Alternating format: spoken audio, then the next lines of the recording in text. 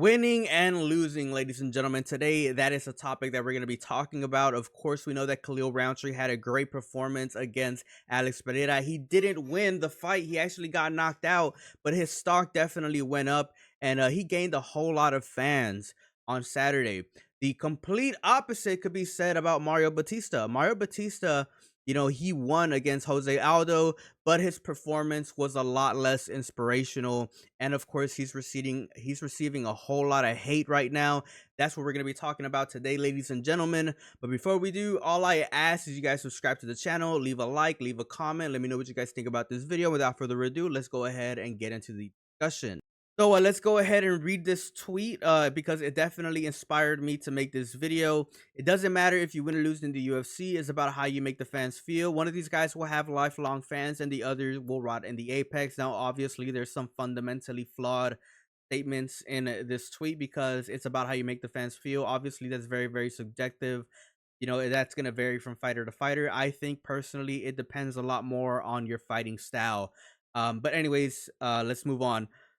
So, in my honest opinion, it really does matter how you perform, in the UFC, your fighting style in the UFC, whether you win or lose. If you have a more fan friendly fighting style, you're obviously going to be favored more to be watched in the UFC. And obviously, that translates to more viewer retention, to more fan engagement, and that all brings the UFC a lot more money. So, for someone like Mario Batista, who had the most bogus win against Jose Aldo this weekend, let's go ahead and break him down, his style, and fighters that have, similar fighting styles, and fighters that have been in similar situations. So, for Mario Batista, obviously, he was just holding Jose Aldo on the fence, pretty much trying to win the fight that way by just controlling Jose Aldo, and it was a very lame way of winning. There's fighters out there like Bilal Muhammad and Murad Dvalishvili who have similar fighting styles, and obviously the UFC doesn't favor fighters like that because I mean we could just look at their track record. Bilal Muhammad and Murad Dvalishvili, they had to win like 10 fights in a row in order for them to ever see a freaking title shot. I think the same thing could be said about Mario Batista. Obviously he's not going to be a fan draw because of his fighting style, and it's gonna take him a couple of more wins. I would say maybe like 3, 4 fights away from a title shot. And I'm just being completely honest. You know, uh, Obviously winning and losing does matter in the UFC. Obviously, whenever you win, you do have more job security, and all that. Of course, if you go in like a 3 fight losing skid, 4 fight losing skid, your job is called to question. But I will say this: there's fighters out there that have similar grappling, boring ass fighting styles that are undefeated fighters and that have been cut from the UFC. Whoa, who put an image of this guy here? Anyways, of course, Mokaev is a fighter that was undefeated in the UFC, grappling style, boring ass fucking style, and obviously the UFC had no problems cutting him because his style doesn't resonate with the fans at all. Nobody wants to see that.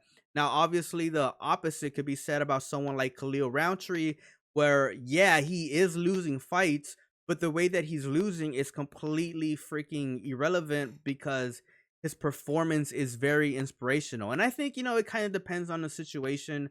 I think that Khalil's Roundtree situation is a little bit more complex compared to other fighters because, in my honest opinion, nobody was expecting Khalil Roundtree to do this good, and he performed really, really well against Alex Pereira. There was even some exchanges within the first and second round where, in my opinion, it kind of felt like Alex Pereira was getting his ability called into question, and I'm just gonna go ahead and be very, very honest about that. At the end of the day, ladies and gentlemen, this is a fan-driven sport.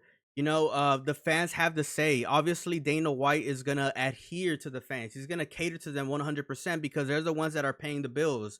And obviously, someone like Mario Batista doesn't have the best style. And we could sit here and talk about how good Mario Batista was at controlling a high-level fighter, one of the greatest MMA fighters to ever step into the UFC. He was able to control him against the fence. But there's a lot of people out there that don't care about the technicalities. They just want to see people fight. At the end of the day, UFC cage fighting is supposed to be entertaining. And if people don't find your style entertaining, whether you're winning, it doesn't really freaking matter. And I think a lot of that has to do with the fact that, the brain, or I guess the development of the average fan isn't all the way up there, but that's a different topic for a different video.